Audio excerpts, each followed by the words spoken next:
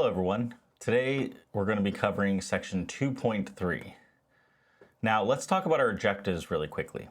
So remember that when we looked at graphical analysis using numerical data, we're interested in three main characteristics about that data. So this is going to be its center, where's the data actually located, its spread or variation, and then we also want to determine other features about it, things like skew, things like that. So this lesson, we're going to be specifically focusing on those central tendencies. Where is the data actually located? And the three most common methods that we'll use for this are mean, median, and mode. Numerical measures of variability, that is things like range, standard deviation, and variation or variance, we're going to be covering in section 2.4. And then there are also descriptions of our data, things like the empirical rule or Chebyshev's inequality. But let's focus for now on those central tendencies. So we've mentioned that there's mode, median, and mean. And I put it in this order, even though we generally say mean, median, and mode, because that's the order that we're going to talk about them. So mode is just the data point or points which have the greatest frequency. That's it. Meaning that if I have a list of data, you just count out how many of each one there were, and whichever one occurs most often, that's your mode. Or if you have more than one data point that has the same number for the maximum, that'll be your mode. You can have both of them be your mode, or three. For example, you might have some data sometimes called bimodal, meaning it has two modes. Now, you might wonder, why is this a central tendency? And this has to do with the fact that oftentimes the center of the data is where things occur most often. And generally, as you get further from that, it will decrease from there. But it doesn't necessarily mean that it's always the center. And this is why we're actually covering this one first. For one, it's very simple. And two, it's not the most reliable for central tendencies. Then we have median. Your median value is the data point when you have ordered data points that represents the center of the data, where half the data is split to the left, half the data is split to the right. So it splits the data right in the center. So it's based on how many data points are above and below. So for example, if I have 100 data points, I would expect to have 50 below that point and 50 above it. And this is what median does. It splits the data by where it's actually located for having some number below it and equal number above it. Now, this is actually probably the best central tendency to use if you have the option, because it doesn't have as many shortcomings as you'll see when we do mean, but it's very hard to work with mathematically oftentimes. So this leads us to the one we most commonly will use, which is the mean. So this is just the average of your numerical data. It's found by adding up all of the numbers or data points that you have, and then dividing by n the number of data points that you have. And we'll actually talk about a couple different variations of mean as well. But first, before we do that, let's talk about the two types of data that you're going to encounter. You're going to have listed data and you're going to have grouped data. So data that's gathered can be either numerical, that is quantitative, or it can be categorical, which means that it's qualitative. When data is collected, it will be presented as either a listed form, which is just you have the numbers written out, generally with a comma between them. So for example, anyone who's ever worked in Excel, if you save something as a CSV, it's a comma separated value form, which basically just means you have a number, comma, and between each comma is a different number or a different thing if you're using CSVs for something other than numerical data. Grouped data is kind of like what we did in the previous section with histograms. When we found our frequency from our data, we put them into a table, and now if we no longer have that individual data, we now just have the grouped data. For example, in that problem we had an interval from 3 to 8, we knew that there were 2 or 3 values in there, but we didn't know what the individual values were. Right? We didn't know if they were 3, we didn't know if they were 8, we didn't know if they were kind of in the middle, distributed equally. So this is actually going to cause us to have to use different approaches to calculate things like mean. Okay? So if we look at this listed data example, you'll see the final exam scores of Mrs. Venna's class are as follows. We have 65, 84, 93, 67, 69, so on and so forth up to 80. So this is what data would look like in its listed form, right? You got your first data point, x1 is 65. You got your second data point, x2 is 84. You've got your third data point, 93, which is x3, and then so on and so forth up to xn, which is 80. So this is what we'll be dealing with most of the time when we have listed data.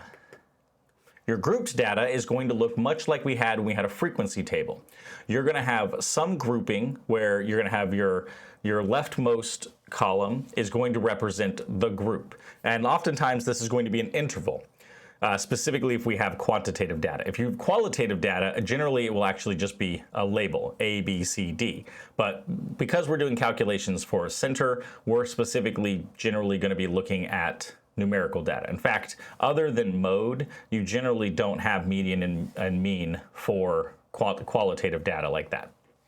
But if you look at this example, we have the GPA of 40 juniors that are grouped as follows. So you'll notice that they have the GPAs 0, 1, 1 to 2, 2 to 3, and 3 to 4. So this data, much like we did histogram, has no gaps in it, so we don't have to worry about any data falling in between. And this accounts for any possible GPA. So if somebody has a 3.4, they would fall into the group 3 to 4. If somebody has a 2.7, they would fall in the group 2 to 3. Now, if we just have a table like this, you see that there are 2 students who have a 0 to 1. We have 8 students that have a 1 to 2 GPA. We have 18 students that have a 2 to 3 GPA, and we have 12 students which have a 3 to 4 GPA, with a total of 40 GPAs. In this, we have no idea what the individual's grades are. So those 2 people who got a 0 to 1 GPA, I don't know what their GPA is. They could have literally signed up for classes and never once shown up, and they have zeros. Or they could have a 0.999 for all I know. We don't know what the data is, and we're going to have to take that into consideration when we actually use this grouped data. Now, if you look at the slide here, what it says to do is we're actually going to use the midpoint to represent those groups. Now this is because, again, we don't know what the actual outcomes are, so we do the next best thing and we take the average of those group values, right? So if we have enough data, we would assume on average it would be centered at the center of that interval. Now, is it? We don't know. It could be that those 8 1 to 2 GPAs are all 1s, or they could all be 2s. But we assume that given randomness and, later on we'll learn about normality type assumptions, that they're going to be distributed somewhere between those 2 values. So if we took them on average, we would expect for between 1 and 2 that they would have a GPA or an average GPA of 1.5. So we'll use that value to represent the group. So when you're dealing with group data like this, the first thing you'll have to do actually is find the midpoint, and that will act as the number that you use for each group. Now, when you're doing this though, you do need to consider how many of them there are, right? So if we're still looking at the GPA 1 to 2, that means that if I use the number 1.5, it's like I'm treating it as if I have 8 1.5s, not a single 1.5. These groups we often refer to as X sub K, that is the outcome of group K. It's the same idea as using the index I equals 1, 2, up to N. K is the same thing, except for in this case, instead of it being the individual data points, data point 1, data point 2, data point 3, these are indexing the group, which is why we used a different letter. So in this example, we'd have K equals 1 would be the 0 to 1 GPA. So that would be a 0.5, it would be the midpoint. Because remember, X is the outcome. So the outcome of the 1 to 2 GPA would be 1.5, and that would be X sub 2. X sub 3 would be between the 2 and 3 GPA, which would give us a GPA of 2.5. And X sub 4 would be the 3 to 4 GPA, giving us a 3.5 for that outcome for the midpoint. And then I guess in this case, F sub K, right? Even though in the slide I changed it to I, but it should be sub K because it's also the frequency for that group. Now let's talk about those individual central tendencies. The first one is mode. So the mode is just the value of the data that occurs most frequently. So if you look at this example we have on the slide, it says the waiting times per person at a famous restaurant were found. So basically what happened is people would come into the restaurant and they would probably give them like one of those buzzers or something like that, or put their name down, and then they timed how long did they have to wait before they could be seated. So the times were 14 minutes, 15 minutes, 14, 20, 15, 16, 13, 21, 14, 19, 20, and 25 minutes. So then to find the mode of this, you just have to count how many of each outcome there are. Now, it might be useful to order the data, but you don't really have to, right? So looking at this data, we can quickly see that there are 3 14s, but there are no other values that have 3 outcomes or more, meaning that 14 minutes was the most common amount of time that somebody had to wait to be seated at this restaurant. Now, what about this next example? The individuals have the following ages. So we took the age of some people, 18, 18, 18, 19, 20, 20, 20, 21, 23. So in this case, both 18-year-olds and 20-year-olds, there's 3 of them, meaning that there are 2 modes. This data is bimodal. That's really it for mode. Now here's one thing I want you to kind of think about. If every outcome happens the same amount of times, let's say you have a list of data and everything only occurs once. Is everything a mode or is nothing a mode?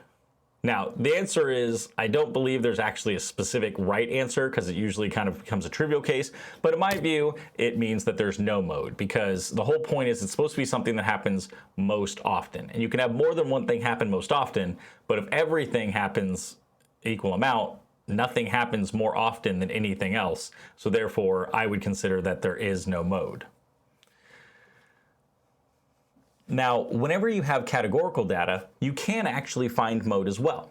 This is because you can actually just count out, right? So let's say, for example, you're a company and you're looking at how many of a certain shirt sold based on size. So you might say, okay, we sold a medium shirt, we sold a large shirt, we sold 2 smalls, we sold another medium, we sold a large, we sold another large.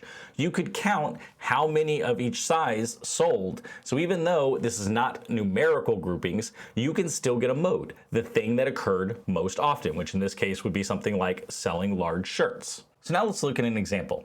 In an STA 2023 class of 200 students, we have students majoring in 4 different areas. These results are tabulated in this frequency table.